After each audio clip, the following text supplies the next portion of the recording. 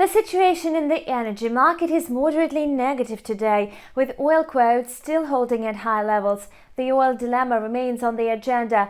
The ruble jumped at the opening of the session, supported by the upcoming peak of tax payments on Thursday.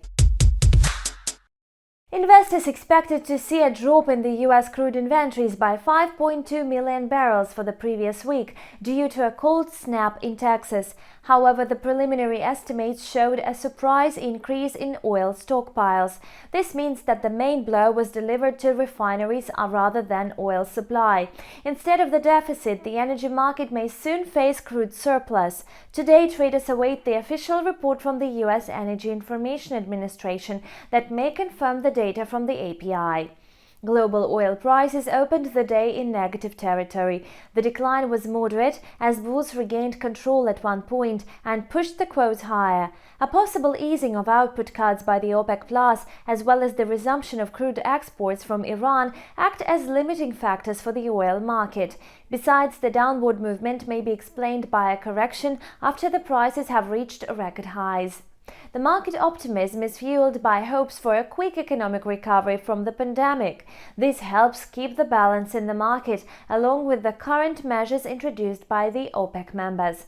After a wild rally at the beginning of the week, Brent returned to the level below $65 a barrel. The WTI contract with the nearest expiration was trading at $61.70 a barrel.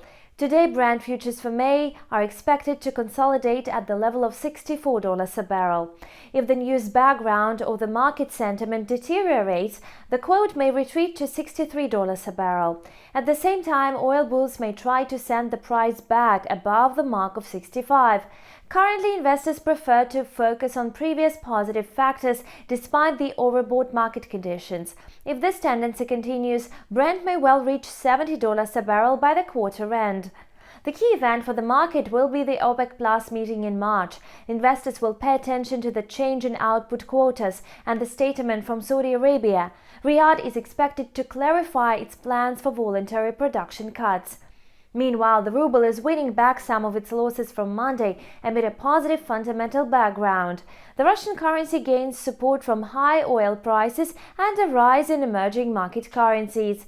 The US dollar lost nearly 1% against the ruble. As a result, the dollar-ruble pair returned to the area of 74.50. Long positions on the ruble should prevail in the course of today's session. The foreign companies in Russia will prepare for the peak of tax payments on February 25th.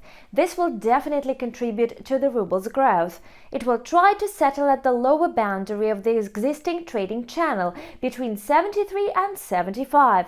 This range will probably remain relevant until the end of the week.